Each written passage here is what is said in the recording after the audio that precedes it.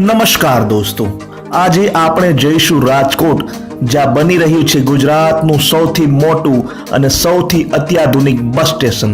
આ વિડીયોમાં હું તમને જણાવીશ કે રાજકોટના ઢેબર રોડ પર કરોડો રૂપિયાના ખર્ચે બની રહેલા બસ સ્ટોપમાં શું સુવિધા છે, કેટલો ખર્ચ થશે અને ક્યારથી આ બસ સ્ટેશન શરૂ થશે. તો આ તમામ જાણકારી માટે આ વિડીયોને પૂરો જુઓ. આ વિડીયો શરૂ કરતા પહેલા મારી તમને વિનંતી છે કે જો હજુ સુધી તમે મારી ચેનલને સબસ્ક્રાઇબ ના કરી હોય તો સબસ્ક્રાઇબ જરૂર કરી લેજો. આજથી 5 વર્ષ પહેલા ગુજરાત સરકારે નિર્ણય કર્યો હતો કે રાજકોટના જૂના બસ સ્ટેશનની જગ્યાએ ત્યાં બનાવાશે નવું બસ સ્ટેશન. સરકારના આવા જ પ્રયાસોના ભાગરૂપે હવે તૈયાર થઈ ગયું છે રાજકોટનું નવું બસ સ્ટેશન, જેને કહેવાશે બસપોર્ટ. રાજકોટના નવા બસ સ્ટેશનને બસપોર્ટ એટલા માટે કહેવામાં આવશે કારણ કે તેમાં હશે એરપોર્ટ જેવી તમામ સુખ અને સુવિધાઓ. 11,000 સ્ક્વેર મીટર જમીનમાં અંદાજે 150 કરોડ રૂપિયાના ખર્ચે રાજકોટનું આ નવું બસપોર્ટ તૈયાર થઈ ગયું છે.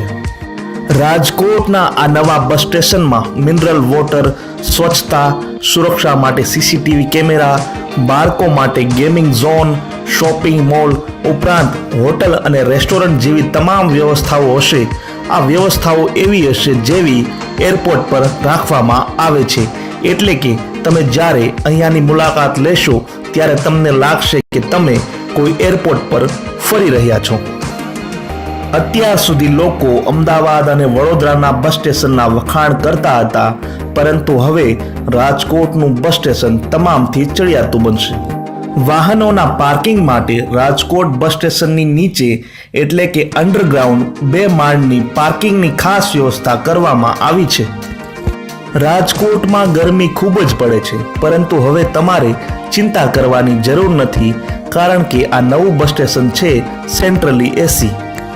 રાજકોટના નવા બસ સ્ટેશનમાં બસ માટે 22 પ્લેટફોર્મ હશે, મતલબ કે બસ સ્ટેશનની અંદર ટ્રાફિકની સમસ્યા નહીં સર્જાય.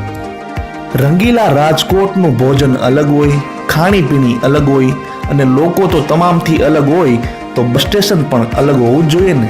આ જ વાતનું ધ્યાન રાખીને સરકારે રાજકોટના આ નવા બસ સ્ટેશનને પણ તમામથી અલગ અને તમામથી હટકે બનાવવાનો પ્રયત્ન કર્યો છે. દોસ્તો, આ વિડીયો જો તમને પસંદ આવ્યો હોય તો વધુમાં વધુ લોકો સુધી તેને લાઈક અને શેર કરો, અને મારી ચેનલને હજુ સુધી સબસ્ક્રાઇબ ના કરી હોય તો સબસ્ક્રાઇબ કરી લો. નમસ્કાર.